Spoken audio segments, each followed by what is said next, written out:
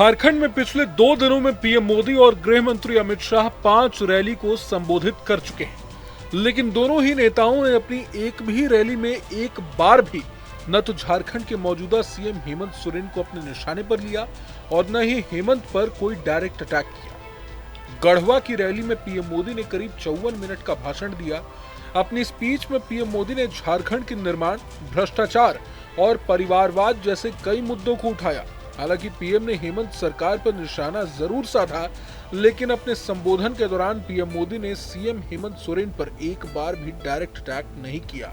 ठीक इसी तरह पीएम ने झारखंड के चाईबासा में एक रैली की।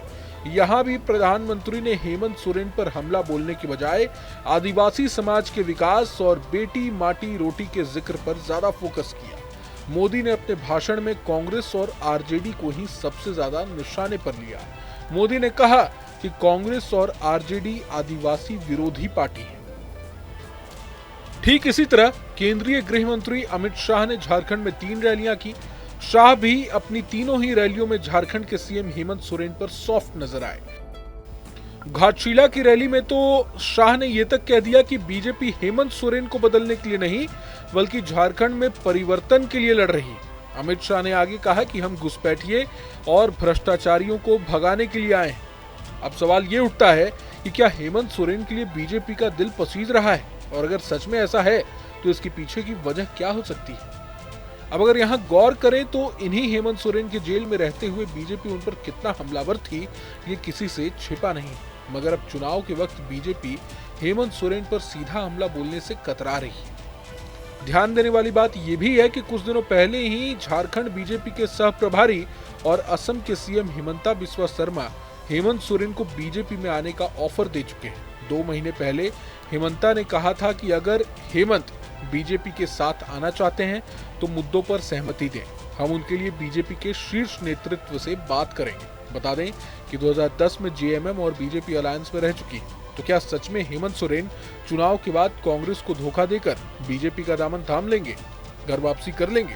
बहरहाल इस सवाल का जवाब अभी तो कोई नहीं दे सकता, लेकिन यहाँ बीजेपी की स्ट्रैटेजी काफी क्लियर है। हेमंत सोरेन अगर बीजेपी का दामन नहीं भी थामते हैं तो भी बीजेपी ने आपदा में अवसर ढूंढने का तरीका निकाल लिया। साफ है कि बीजेपी की नजर राज्य के आदिवासी वोटरों पर है।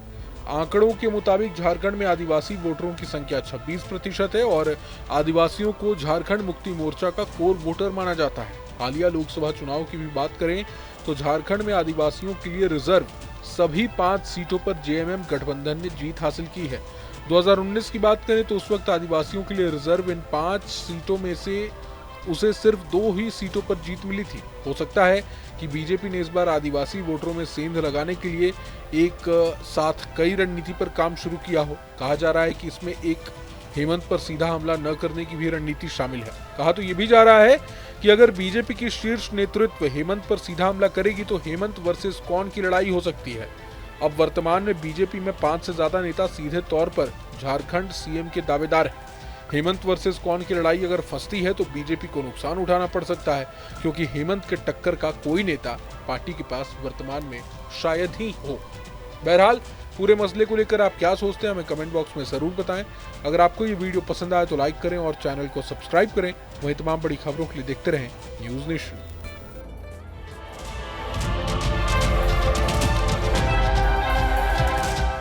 न्यूज नेशन अब व्हाट्सएप पर खबरों के ताजा अपडेट के लिए न्यूज नेशन के इस क्यूआर कोड को स्कैन करें।